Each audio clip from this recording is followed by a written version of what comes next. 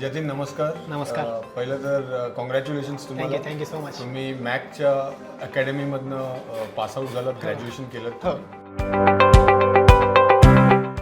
थोडंसं मला सांगाल तुमच्या बॅकग्राऊंड काय आहे ते? ॲक्च्युली आय एम अ झिब्रस्ट आर्टिस्ट आणि मी एक स्कल्पचर आहे आणि मी 3D कॅरेक्टर्समध्ये जास्त इंटरेस्टेड होतो तेव्हापासून आणि मी तेव्हापासून एकच फोकस ठेवलं आहे माझं की मी कॅरेक्टरमध्येच करणार. आता मला थोडं कोर्सच्या बाबतीत सांगा. तुम्ही कुठच्या कोर्समध्ये एनरोल केलं?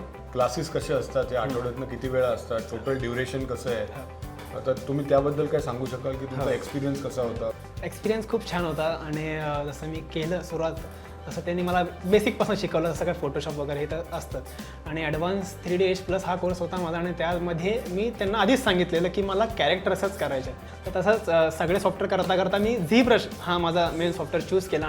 मॅकमध्ये प्रोजेक्ट्स खूप होतात. हो.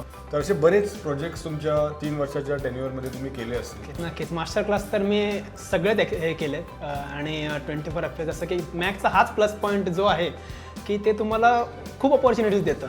म्हणजे 24 FPS म्हणा, 100 आवर्स म्हणा आणि आय गेस 24 FPS मध्ये मी 2 वेळा पार्टिसिपेट केलं आणि एकदा माझी फिल्म नॉमिनेट पण झालेली होती.